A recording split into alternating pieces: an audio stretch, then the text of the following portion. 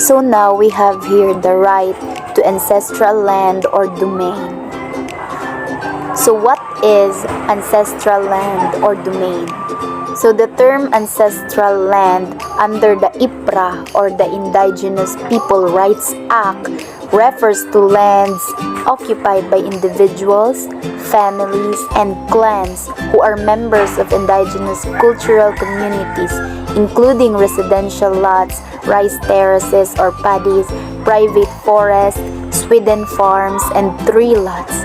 These lands are required to have been occupied, possessed, and utilized by them or their ancestors since time immemorial, continuously to the present. This is according to the Section 3B of the IPRA. So, ancestral domains also include inland waters and coastal areas and natural resources therein. Again, these are required to have been held under a claim of ownership, occupied or possessed by ICCs or IPs by themselves or through their ancestors, communally or individually, since time immemorial, continuously to the present.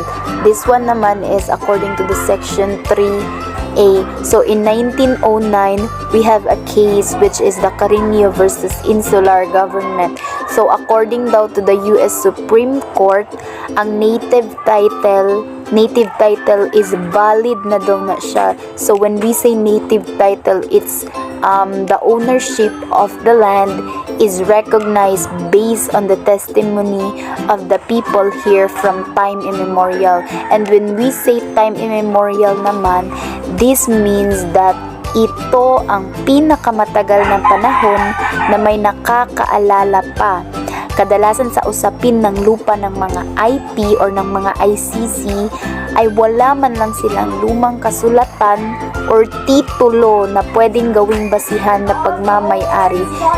That's why ang mga lupain nila kay ginabase nila sa mga lumang account or mga public knowledge na nagsasabi na matagal na silang naninirahan sa isang lupain.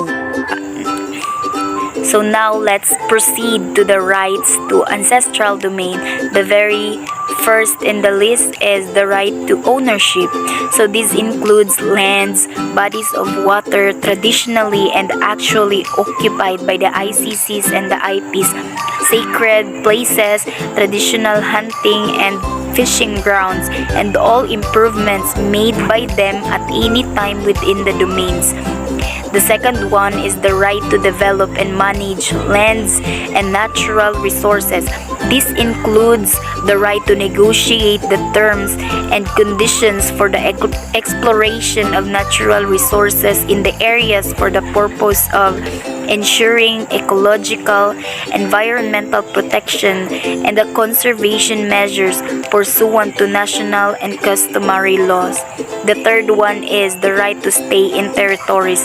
So meaning no ICCs or IPs will be relocated without their free and prior informed consent, nor through any means other than eminent domain.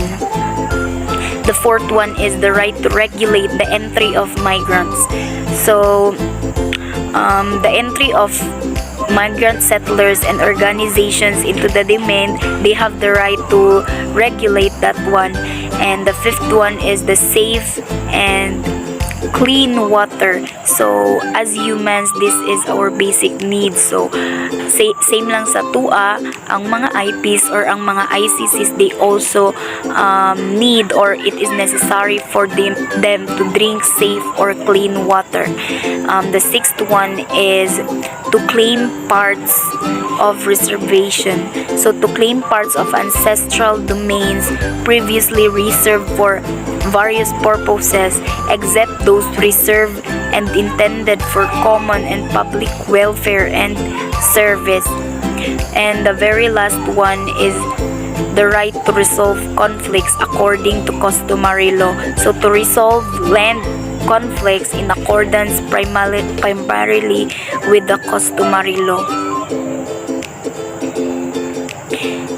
So So also, indigenous peoples have the right to transfer ancestral land or property among the members of their community and to redeem those that have been acquired from them through fraudulent transactions. This is according to the sections 1, 2, and part 3 of the Indigenous Peoples' Rights Act.